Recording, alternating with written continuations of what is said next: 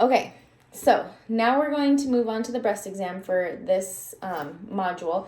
And my model is going to be Briar, because it's not appropriate. Hi, my name's Briar Mello. To put a 12-year-old girl on video with the breasts out. So I'm also sporting my super awesome fanny pack that Briar absolutely adores and is not embarrassed of it at all. Okay, so Briar, you're going to be cooperative, right? Yes. Okay. So, as we're starting the breast exam, you're going to have their arms relaxed at the side. We're going to do the visual inspection with different positions seated first. And you want to make sure that you are I always make sure it's very obvious that I'm looking at that breast tissue from the front, from the sides. And with a female breast, you're going to lift it up and look underneath that breast tissue as well to make sure that you don't note any dimpling or puckering there. And then what I'm going to have you do is put your arms over your head and as you do that, see it pulls on the ligaments there. And then you can note any dimpling or puckering in the breast tissue that way. And again, lifting the breast tissue if needed. Then put your hands on your hips, shrug your shoulders forward, and lean forward a little bit.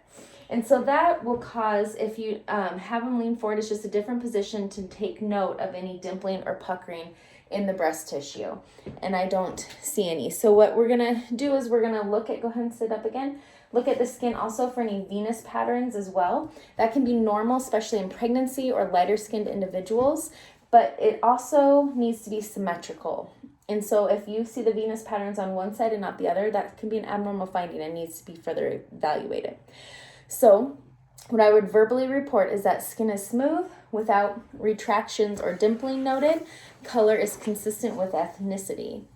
And then when we look at the surface characteristics, that's again, we're talking about the dimpling, puckering, and the venous pattern. So I would verbally report venous pattern is visible or not visible, depending on what you see, and is symmetric, no nevi noted. So you also want to take note if there's any nevi that could be abnormal in the breast tissue. Then we're going to look at the nipples and areola.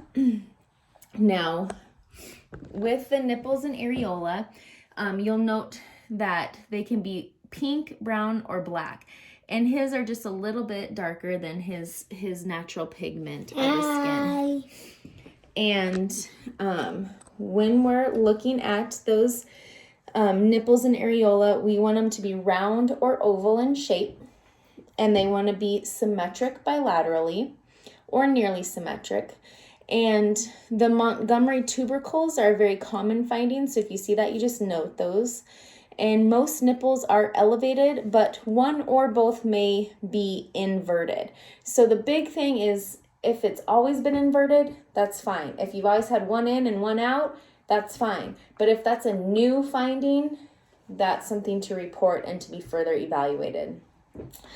And nipple color should match the areola, and you want to look for any cracking, crusting, or any discharge in the nipples. And look for any supernumerary nipples as well, and that would be along the milk line there. And he doesn't have any extra nipples. For the discharge, I always ask them, do you ever note any discharge in your bra when you take it off? Actually expressing discharge isn't really indicated much anymore. Sometimes it can be really easy and just kind of come out, or the patient will do it. But that's a good indication. If they note discharge or something in the bra, then we need to look at something else going on. So what I would report is nipples and areola are, for him, brown in color. There's no crusting, no cracking, or discharge noted. And what were you going to say? Just to let you guys know, I do not wear bras. Okay, thank you for that. So we've already done the varied positions and looked at them and those varied positions. So what we're going to go on to now is the chest wall sweep. And so we want to use the right hand to sweep over the right chest wall and the left hand for the left chest wall. And we want to cover the entire chest. So with this being his left side, I just sit up straight and you just sweep downward with firm pressure and sweep downward with firm pressure here and on this side. And I don't feel any lumps or masses. With the right side here, again, firm pressure downward sweep, and then you're covering all of that breast tissue. And I don't feel any masses or lumps on the chest wall sweep is what I would verbally report. Now with the axilla, what we're going to have them do is be seated just like he is. And we're going to support the lower arm. We're going to palpate deep into the axillary hollow, and we're going to push firmly so that we're rubbing that tissue against the chest wall and the muscles of the axilla. We're going to palpate from the apex or the top of the armpit, basically, down to the bra line, and then on the inner arm down into the elbow. So I'd hold him right here. You just relax your arm, and I'm just, see how I'm resting his arm here? Okay, and up deep into the axilla here, and I'm just rolling my fingers and feeling for any lymphadenopathy all along the side of the chest wall. And then I'm going to reach up this way and palpate the inner part of the arm and the epitrochlear nodes here. So repeat that on this side. Rest your arm in here. Try to not think of it as ticklish. And palpating on the inner aspect in here, on the inner chest wall here, and chest wall there, and then up into this side, down the arm, and making sure to feel the epitrochlear nodes. Okay. And so then what I would report is that no axillary nodes or epitrochlear nodes noted on palpation. Then we want to palpate the supraclavicular and infraclavicular nodes. And our goal is not to feel them because those are not good ones. So we'll palpate those. You want to hook your fingers over the clavicle and palpate the supraclavicular fossa. And I always have them shrug their shoulders forward. That brings it forward and you can get deeper. You want to turn the head toward the side being palpated and raise the shoulder, and that way you can also palpate more deeply. And then bend the head forward to relax the sternocleidomastoid muscle. And these are all the sentinel nodes or Virchow nodes. Any enlargement is a red flag and has to be evaluated immediately. So what I would do with this, go ahead and turn your head this way, that way. Shrug your shoulders up and forward for me. Forward. There you go. And then put your chin down. Drier. Operative. There we go. And that way, and then turn your head the other way. And then you're going to run the infraclavicular nodes there. And what I would report is no supraclavicular or infraclavicular nodes palpated and no tenderness noted. So now what we want to do is palpate the breast tissue while they're laying back. And I just have them lay back and put one arm over the head on the side that I'm going to be palpating. And remember that that breast tissue extends from the second or third rib to the sixth or seventh rib, and from the sternal margin to the mid-axillary line. So you're looking at breast tissue from here down to here, all the way into here and at that sternal line. So this entire area is breast tissue that you need to be palpating. Yeah. You have to include the tail of Spence in that examination. The most glandular breast tissue is in that upper outer quadrant of the breast, which is that tail of Spence. And if breast augmentation has occurred, palpate the breast as you normally would if there was no augmentation. You want to use the pads of your fingers, not the tips. The pads are more sensitive. Our tips get calloused.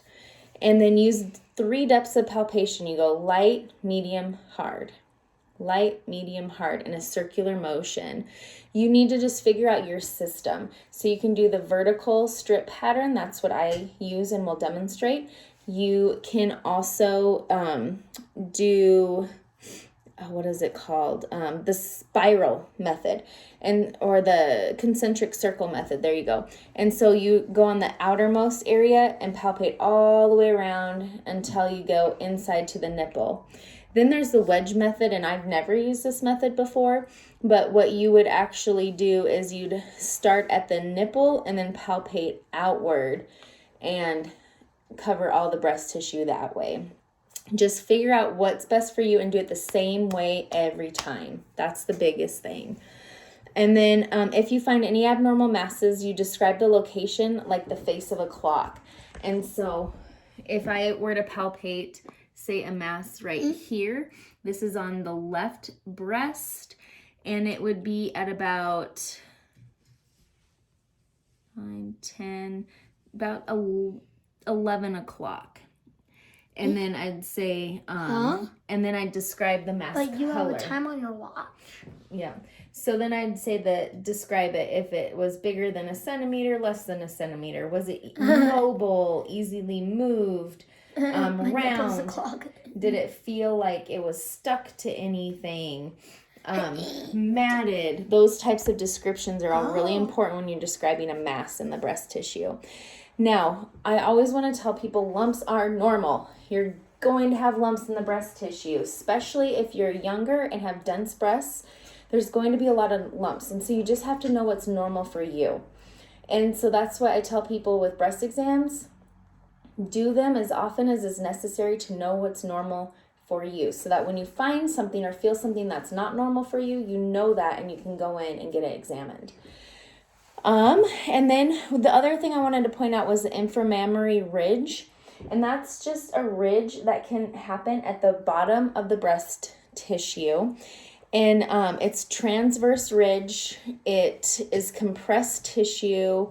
And it's a normal variant, especially in women who wear bras with underwire. So we're going to move. I'm going to try and do this to the floor. Go ahead and lay down on the floor. Can I grab a blanket? No, just lay down on the floor.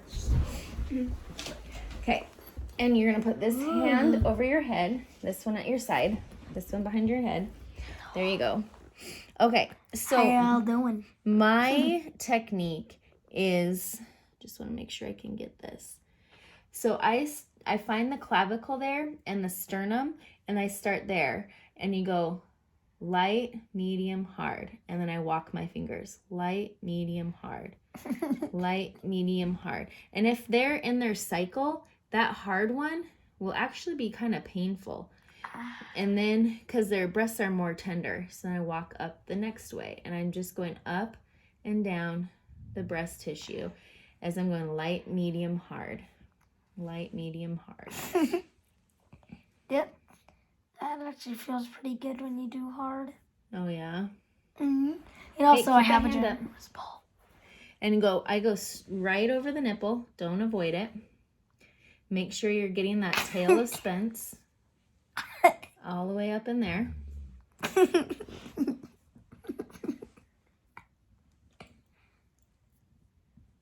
Okay.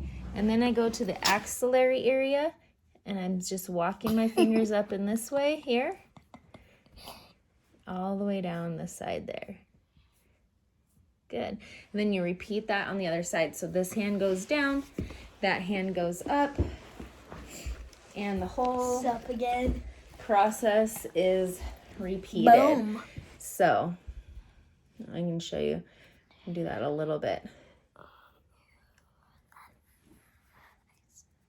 faster. I can fall asleep doing this. And then I would say, like, if you feel a lump, then you would stop. I don't feel anything, but if I did, I'd stop. I know that my finger width is about 1 centimeter. I would try to measure that as accurately as I could using my fingertip width. And then I would also, I try to move the skin lightly on top of it, and then I try to move the entire mass. If it's all freely movable, that's just one of those fibrocystic breast tissue things. And then I keep going. If it's not, I'm going to take note of it, and I'm going to describe it more fully. All the way down in here, up into here. There we go. Okay. So what I would be reporting Stay right here. is there's no abnormal masses or lumps palpated using the vertical strip method. And that is all we have for you today. Surprised that he did as well as he did, so thank you for bearing with us. And let me know if you have questions.